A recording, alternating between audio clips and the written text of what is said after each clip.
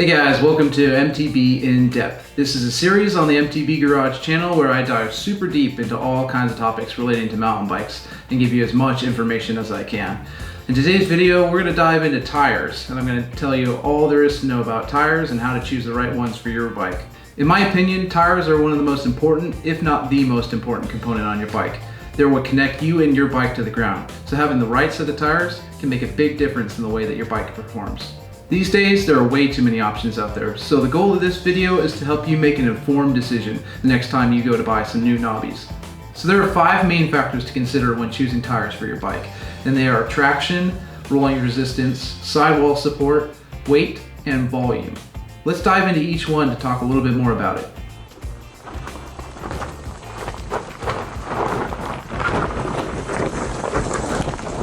Traction is a wonderful thing. We all want more traction. It makes us faster, it gives us more confidence, more speed. Traction is essentially just the amount of friction that occurs between your tires and the ground. The more friction there is, the more traction you have, and the better that you stick to the ground.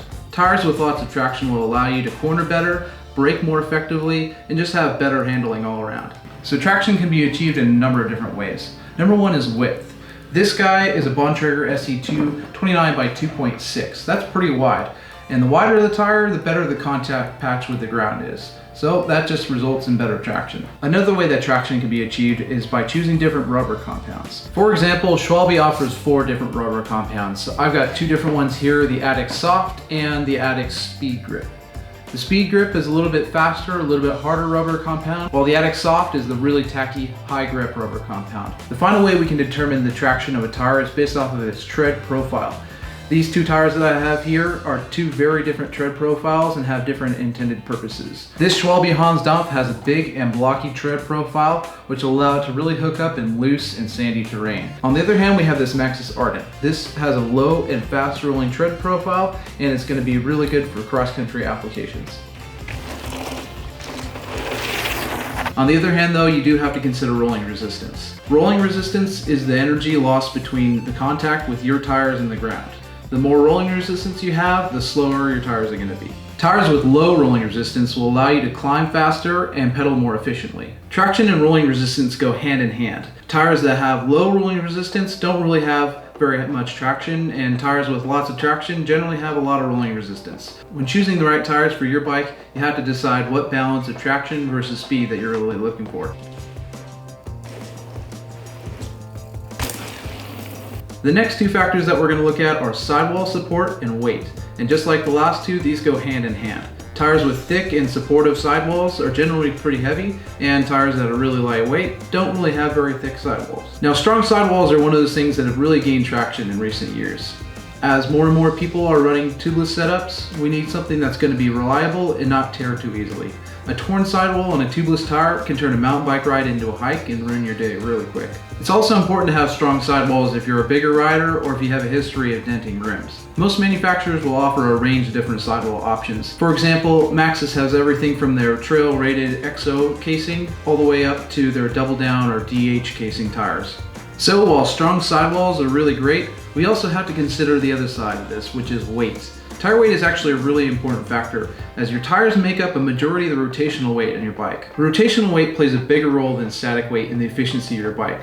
So weight savings in your tires will make a bigger difference than something like weight savings from a set of carbon handlebars. Just to give you an idea of how much tire weights can actually vary and how important it is, here are 2 examples of a really heavy tire and a really light tire. This is a Hans Dampf 29 by 2.6. It weighs about 1,000 grams, so it's about 2,000 grams for this set. Now the other tire that I'm comparing it to here is the Maxxis Max Light 29. This thing is about 350 grams, really light, really thin sidewall, and it just rolls super fast. I really only use this for road and gravel. So just to compare, the weight of this set of tires is about 2,000 grams and the weight of this set of tires is about 700 grams. That's about 3 pounds of weight difference. And like I said, that's all rotational weight, so that'll have a huge impact on your bike.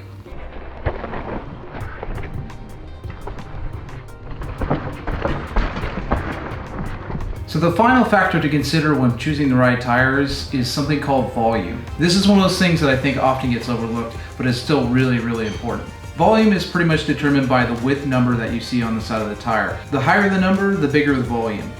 Volume plays a role in traction, rolling resistance, weight, and handling, so it's pretty important. Tires with high volume will generally have more traction, more rolling resistance, and more weight. The one thing that volume has the biggest impact on though is handling. High volume tires will make your bike more stable when you pick up speed, and they can help your suspension to further soak up trail chatter, allowing you to ride smoother on the bike. Just to give you an idea of what I'm talking about, I've got 3 different examples here for you. The first one is going to be this Maxxis MaxLite 29 tire. It's 29 by 2.0, so really narrow. It's going to roll really fast and be very efficient, but it doesn't have a lot of traction and it's not going to handle very stably. The next one I have is the Goodyear Escape Ultimate tire. This one is 29 by 2.4. It's a very reasonable amount of volume. This is a well-rounded tire that's going to be good for a majority of trail riding applications. The last one I'm going to show you guys is this Bontrager SE2 tire. This one is 29 by 2.6, tons of volume, and it's the biggest tire that'll fit on my Norco back here.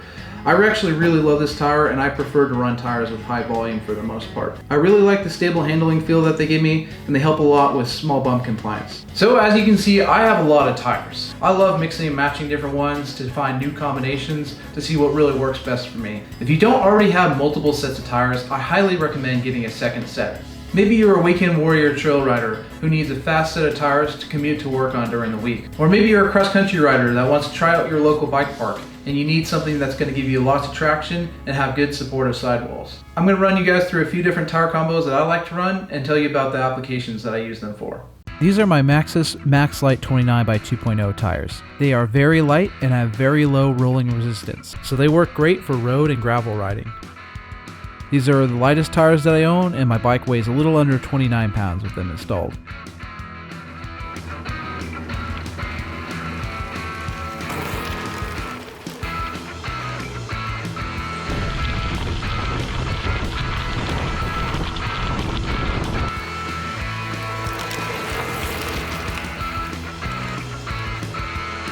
Next up are the Maxxis Ardent 29 by 2.25 tires. These guys are great for cross-country and casual trail riding. They have reasonably low rolling resistance and are pretty lightweight, but still have good traction to hook up in looser terrain. The Norco weighs 30 pounds even with these on there.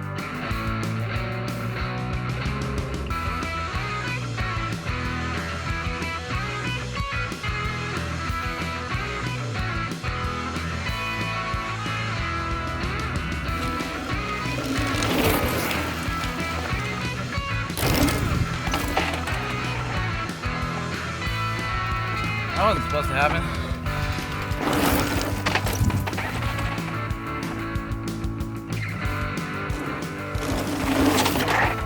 Next up are the Bontrager SC2 29 by 2.6 tires. Like I said earlier, currently these are my go-to tires. They have tons of volume, which I like, but the tread is pretty low profile, so the rolling resistance stays low. These are a really well-rounded do-everything type of tire. The Norco weighs 31.2 pounds with these tires on there.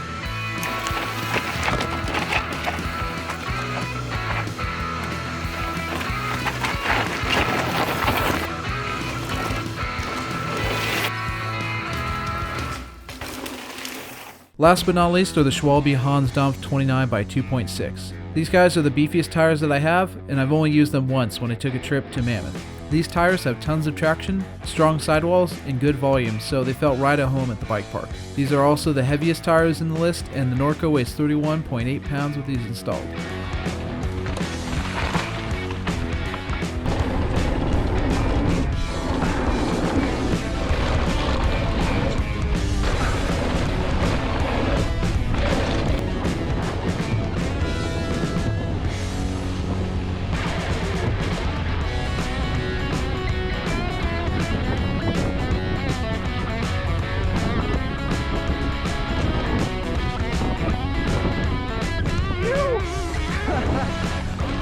Go on the inside.